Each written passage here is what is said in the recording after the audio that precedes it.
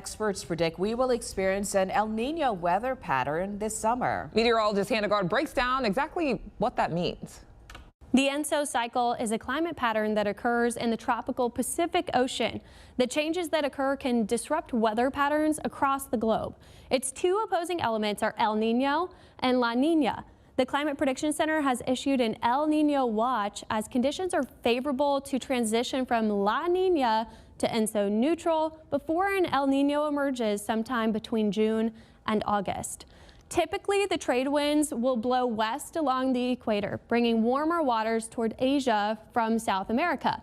This causes upwelling when the cooler water from below it replaces the warmer water above. During El Niño, the trade winds are weakened and the warmer water shifts back east into the region of the eastern Pacific near the coast of the Americas. While the shift to El Niño has more of an impact on the weather patterns in the winter, it has big implications for hurricane season. The warmer waters lead to higher wind shear across the Caribbean.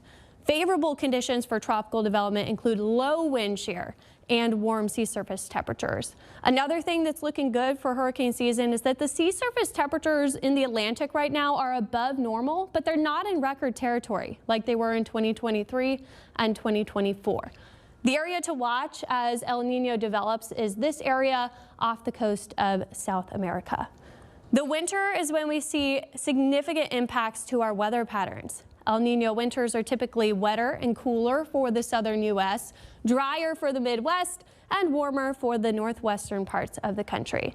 Something to keep in mind, though, when we're forecasting ENSO right now is something called the spring predictability barrier. The ENSO phases peak in the winter and then begin to transition in the spring, making for lower forecast certainty.